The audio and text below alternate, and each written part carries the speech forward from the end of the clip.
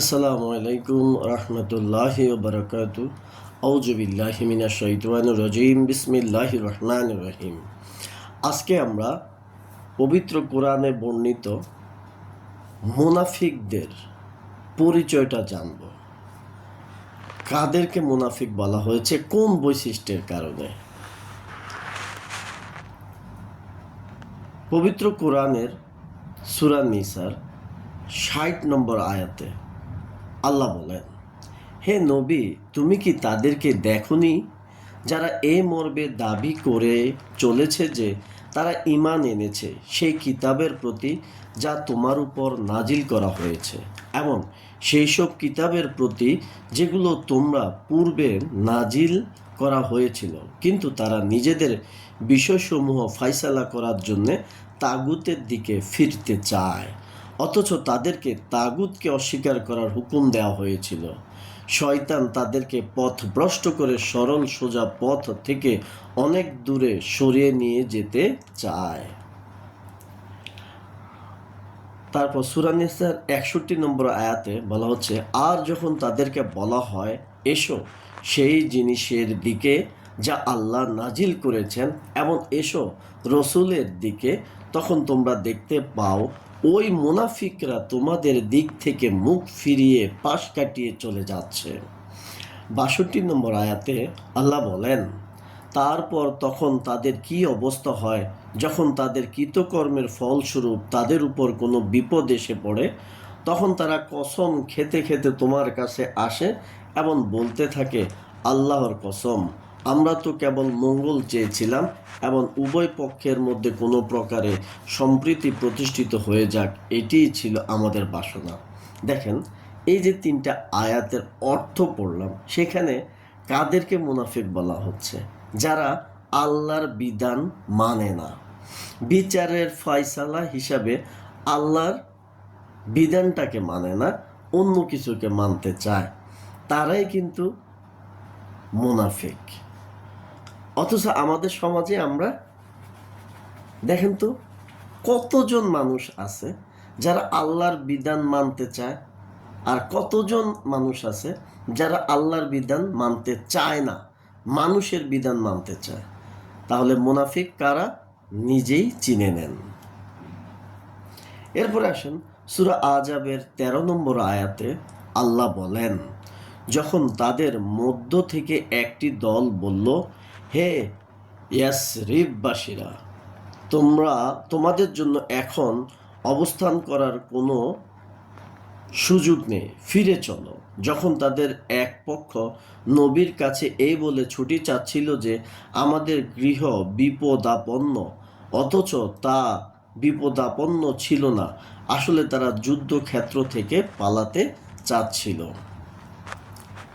কিছু লোক খন্দকের যুদ্ধের সময় বলেছিল, হে ইয়াসরিববাসী, এখানে তোমাদের কোনো স্থান নেই, তোমরা ফিরে চলো। বানু হারিসা গোত্র বলতে শুরু করে, হে আল্লাহ রসুল সাল্লাল্লাহু আলাইহি সাল্লাম, আমাদের বাড়িতে চুরি হওয়ার আশঙ্কা রয়েছে, ওগুলো জনহীন অবস্থায় পড়ে আছে, সুতরাং আমাদেরকে বাড়ি ফিরে যাওয়ার অনুমতি দিন।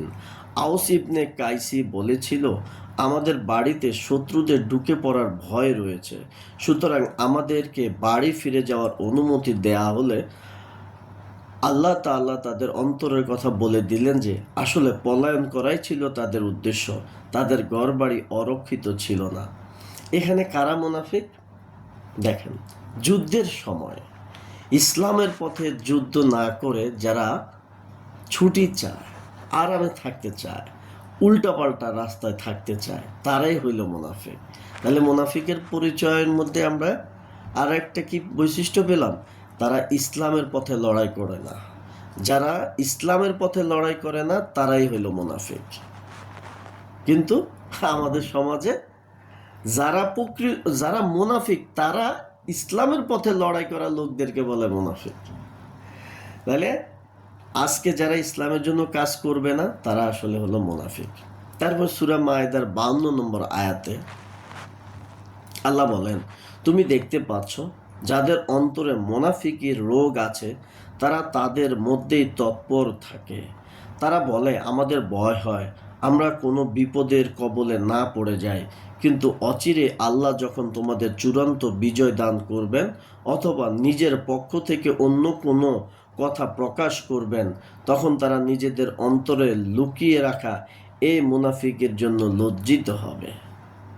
তাহলে এখানেও মুনাফিকই কারা? যারা আপনার প্রতিকূল সময়ে কি করে, ইসলামী আন্দোলন থেকে দূরে থাকে, তারা হইল মুনাফিক। পরবর্তীতে আরাম আয়েসের সময়, সুবিধার সময় আইসা তারা ভাগ বাটোয়ারার অংশীদার হতে চায়। তাহলে আমরা প্রকৃত মুনাফিক হলো তারা যারা আল্লাহর বিধান মানতে চায় না, যারা ইসলামের পথে লড়াই করতে চায় না, অন্য জায়গায় থাকতে চায়, তারাই হইল মুনাফিক।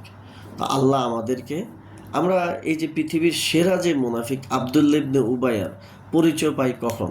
সে যখন ওহুদের যুদ্ধের থেকে তার অনুসারীদেরকে নিয়ে 300 জনকে নিয়ে চলে যায়, তখন গিয়া তার নামটা লিপিবদ্ধ হয়ে যায় কোথায়? মুনাফিক হিসাবে।